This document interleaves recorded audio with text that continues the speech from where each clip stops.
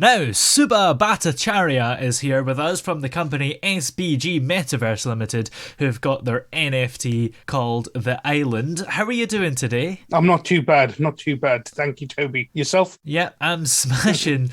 Now, this NFT that you've got called The Island, how would you describe it? So we looked at the concept of NFTs and saw that people had these collections of kind of one character with different traits to it. And we were looking at a project which has a higher longevity period. Yeah. We believe that our main focus is that we want an NFT to be able to return money to its investors over time.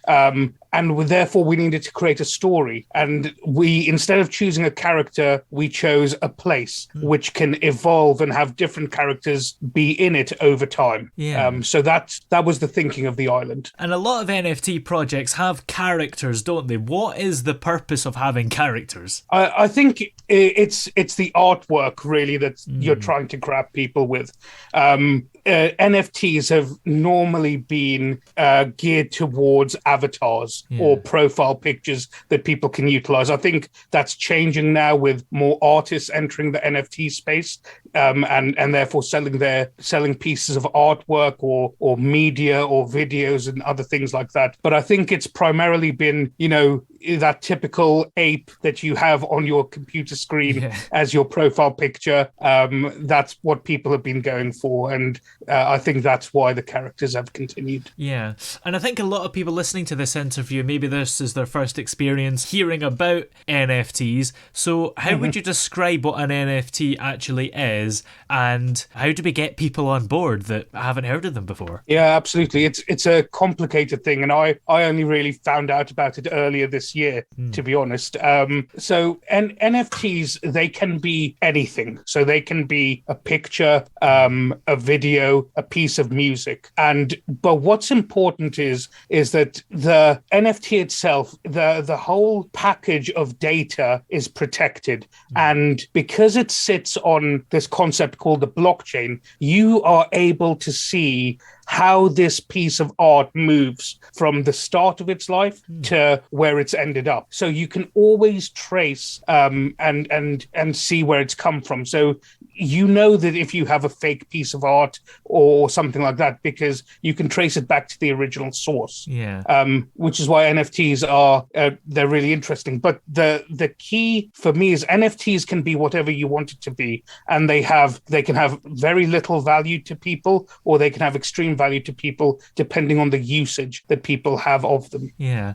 And from that description of tracking something from the start of its life to the end of its life, I kind of got the image of a pet Tamagotchi, but I guess it's very different from that, probably. Yeah, so let's take an example, right? Let's say Banksy, instead of creating this amazing piece of artwork outside in the real world, decides I'm going to create a piece of artwork in the metaverse, a digital piece of art. Yeah. So he then puts it on the blockchain, and now basically what it means is it's the whole data has been stamped. You can see that that's come from the original source of Banksy on this date, etc., etc. Now, whoever buys that off them, the blockchain will show who's then bought it, and you can trace it. You can then look at that and say, oh yeah, actually, I can trace this one back to the Banksy original. So it's like a thumbprint. So every NFT has like a thumbprint to it, which you can trace to its originality. Yeah. So what is the purpose of that? Because I guess it's harder, but for real life paintings, we have ways of knowing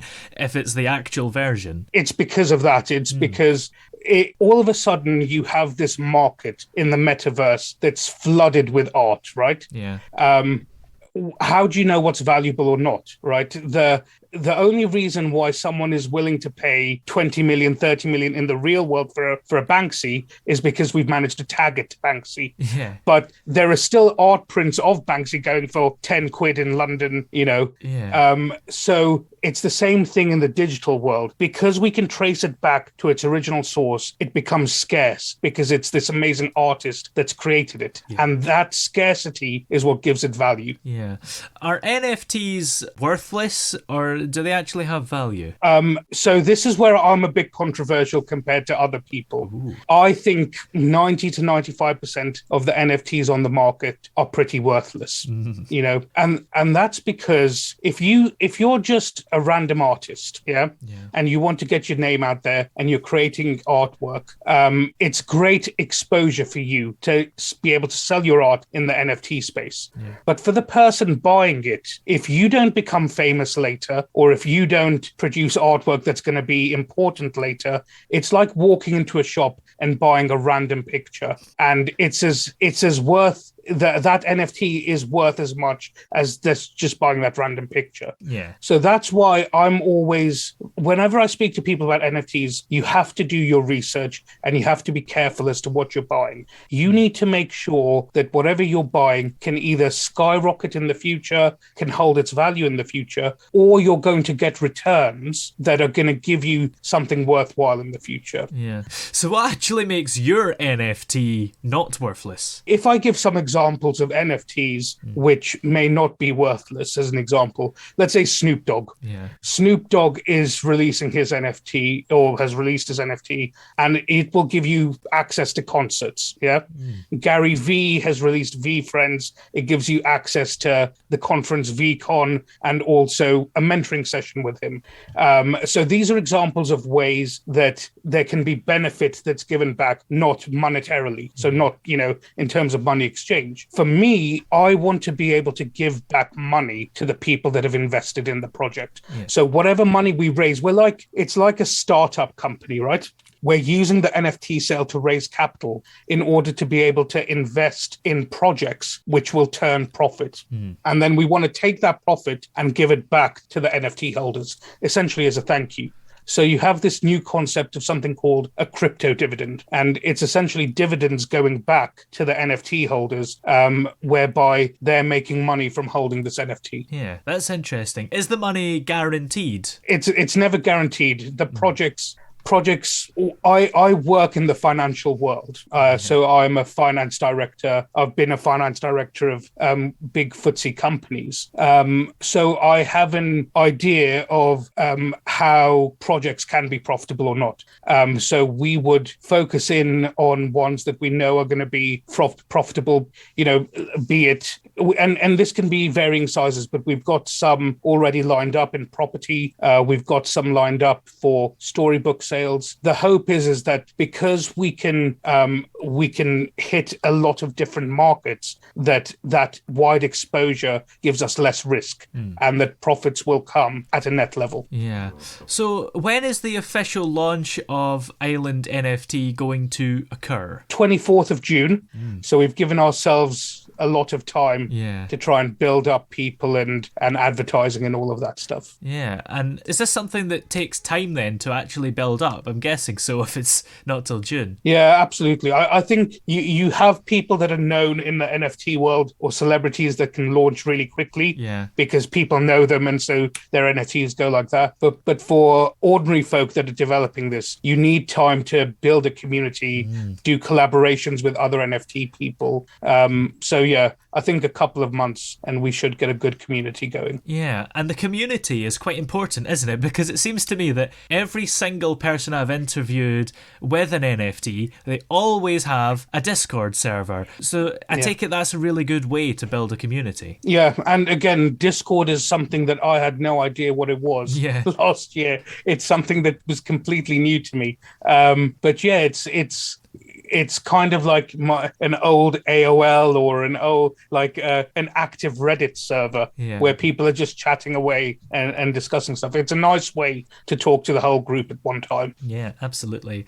And as well, I suppose you just need a lot of time to build up marketing, don't you? Because you don't want to launch it and then it's just a complete flop because you didn't promote it. Yeah, the biggest thing, because I've put all my money into this, so this is completely self-funded from my side. The biggest thing I've learned is you've got to give your time to do the marketing.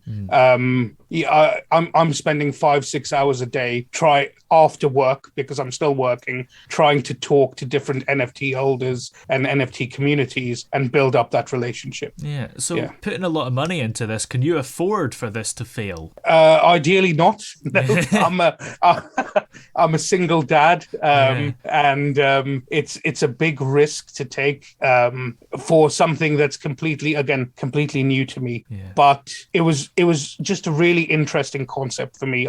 It's bringing together that world of business and financial stability that I know really well with this crazy world where you can do whatever the hell you want. Yeah. Whatever's in your head, you can put on paper, and bring the two together is so interesting. And I think I can give back to people, which is the big thing for me. Absolutely. And in business, you have to take risks like this, don't you? Yeah, you've got to I was not that I'm getting bored in the job I do, but it's nice to be able to learn something completely new and throw yourself into it. Yeah. So what is the roadmap for the Island NFT after launch? After launch, that's a great question. So we have the focus is on this treasury fund and this wealth creation fund. So a lot of it's going to be on whatever money we raise, the profit we raise is going to be distributed amongst these projects. Yeah. So half of it's going to go into these projects that we spoke about in the real world, which will create profit, and half of it will go into the metaverse. So we want to buy land in the metaverse for our people to use. We're going to do, like I said, there's also this story of these characters. So we want these characters to evolve or to die or be wiped out. And so you'll have new drops occurring depending on the combination of characters that you hold. We have this group of 10 NFT holders called the Unseen, who we're going to bring together every 2 months, and they're going to, with a roll of a dice, like Dungeons and Dragons, decide what catastrophes happen on the island, and therefore who survives and how they survive, etc., etc. Yeah. So, and then we're doing white lists. We're giving away holidays. Wow. I've given away £4,000 or £5,000 already in different giveaways and prizes. So yeah, there's lots of stuff coming on. Yeah, that sounds like so much fun, giving away holidays and stuff. Is that stuff that you necessarily have to do, or are you just doing it to make it more fun? Yeah, to make it more fun. I think people want money, and maybe the holiday thing won't work out because the NFTs, they can be held by anyone around the world. So it's a bit difficult, but it's something that's interesting. We can just try out things and see if they land or not. Yeah, absolutely. And where can we go if we're interested in this service then? Yeah, absolutely. So please join us on our website. That's www.theislandnft.io. And from there, you'll get links to our Twitter and to our Discord as well. So yeah, there, all the information is there. The minting will be from there. So if you a lot of NFTs are bought on something called OpenSea, but actually you can buy one from our website and you won't have to pay the really high gas fees that people are always worried about. Yeah, and how much does it cost, by the way, to purchase an NFT on your site? So we have 3 characters at the moment which are coming out. We have the Gemmies, who are these beautiful little gems. They're 0.1 Ethereum. We then have the first characters that have come to the island, the Angry Bears, who kind of fell through a portal and ended up there. So you'll see a lot of them. They're 0.12 Ethereum. And then the Unseen, we have 5 of them for sale, and they're the people that govern the island, and you kind of meet every couple of months. They are 1.5 Ethereum. Great. Well, many thanks for joining us here on the show today. It's been great having you on. Thank you very much, Toby. It's been a pleasure.